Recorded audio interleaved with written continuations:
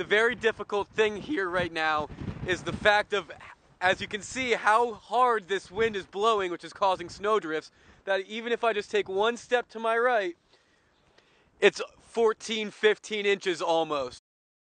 The incident here in Santee involving David Hoffman's self-inflicted gunshot wound occurred down the embankment behind me Wednesday afternoon at roughly 4 p.m.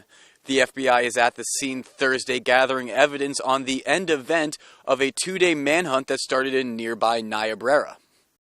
As you can imagine, this manhunt has left the town tense and worried with such an unexpected scenario in Niobrara.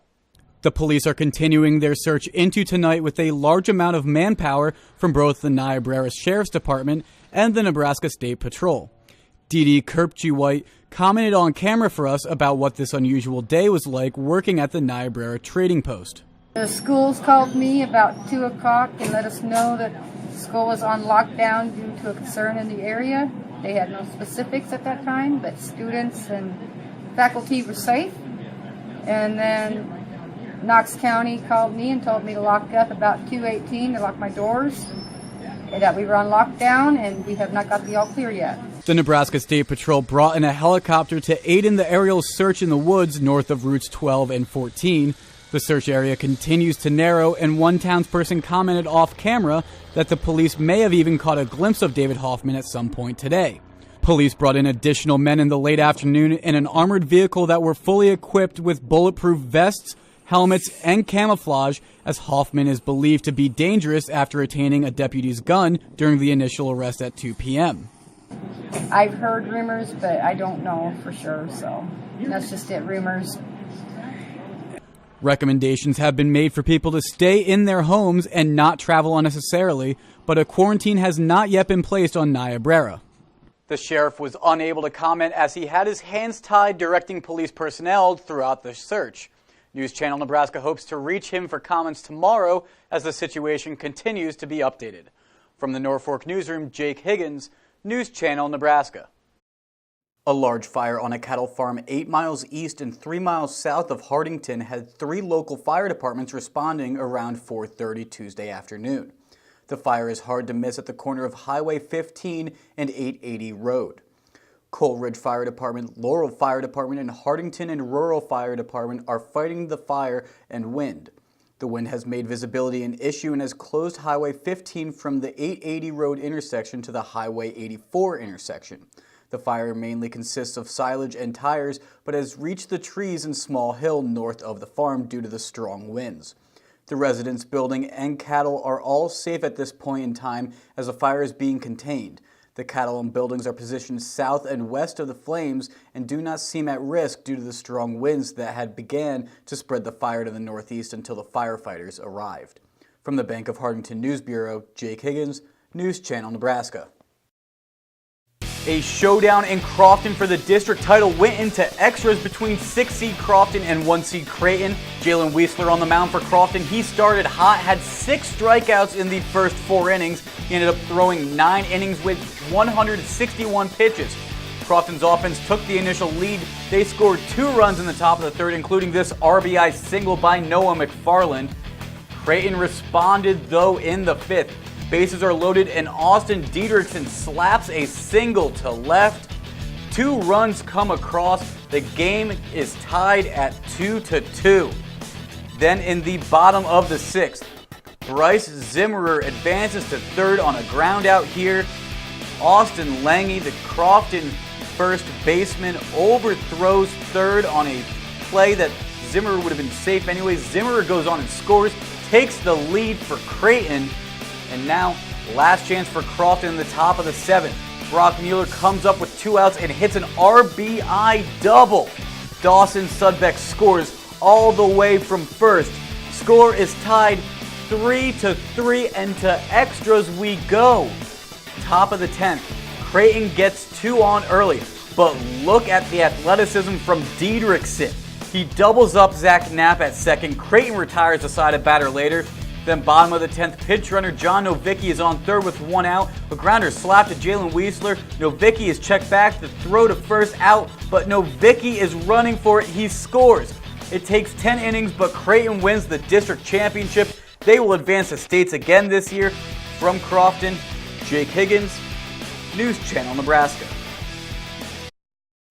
It is day 2 of the manhunt in Niobrara as police continue to search for David Hoffman. Hoffman disarmed a deputy and escaped during an arrest Tuesday afternoon. The search for Hoffman has left Niobrara and entered the surrounding area as Knox County Police are working alongside federal marshals. Knox County Sheriff Don Henry did not hold a press conference today as he is busy with the search, but he made a brief comment off camera saying that they are still tracking him. He is still on the run, but it seems they are closing in on him. Hoffman is from nearby Santee, and some people in town believe he may have made it back there.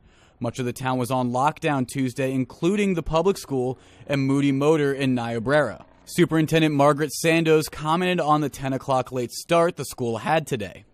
It was at the advisement of the Knox County Sheriff's Office and in collaboration with area schools that we decided it would be best to wait till daylight, just to put everyone's minds at ease.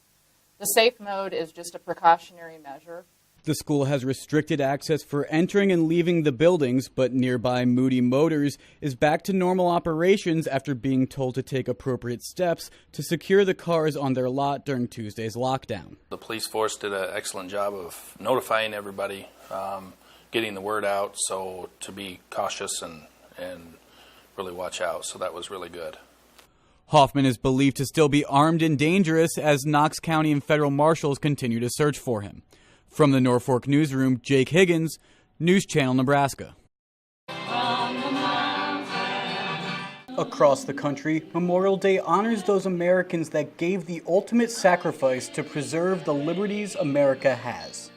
An estimated 500 people attended the Niobrara Memorial Day service, all to pay respects to the Sage brothers who are here from town, and the rest of the lost 74 who perished on the USS Frank E. Evans off the coast of Vietnam on June 2nd, 1969.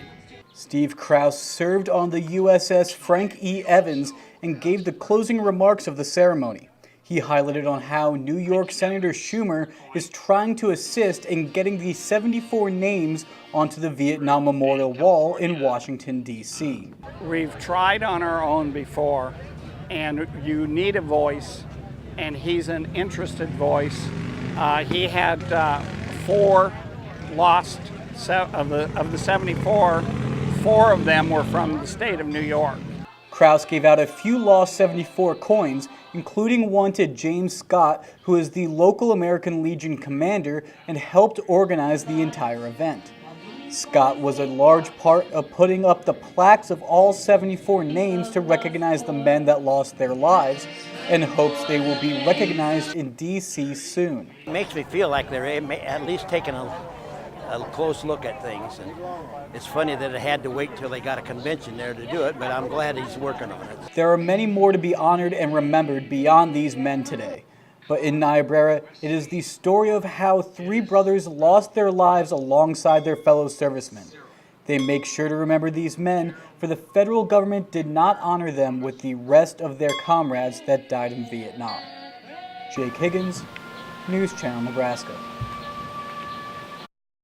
The Crofton City Council held a public hearing on Wednesday night to discuss and receive feedback regarding the 2015 audit. This audit stems from a current fraud case against a previous city clerk. The audit has cost the city $30,000, and City Administrator Charlie Hendricks says the council is trying to move forward. They have some justifiable concerns about the past, but I think that they want what's best for the community, and they're ready to move forward. One bank account that was under scrutiny was the softball foundation's, but it has come to light that much of that was misguided. The annual cost went out, but nowhere in the audit does it show justification for that they came back in. You know, it came back in. We took out $3,000 to start this thing and put $7,000 back in, so we had $4,000 profit, but we don't ever see that. So it's really misleading. A lot of accounting was done manually up until recently when the city started using software like QuickBooks to aid their bookkeeping. The situation is not over, but it seems that the long road is coming to an end. From the Bank of Hartington newsroom, Jake Higgins, News Channel Nebraska.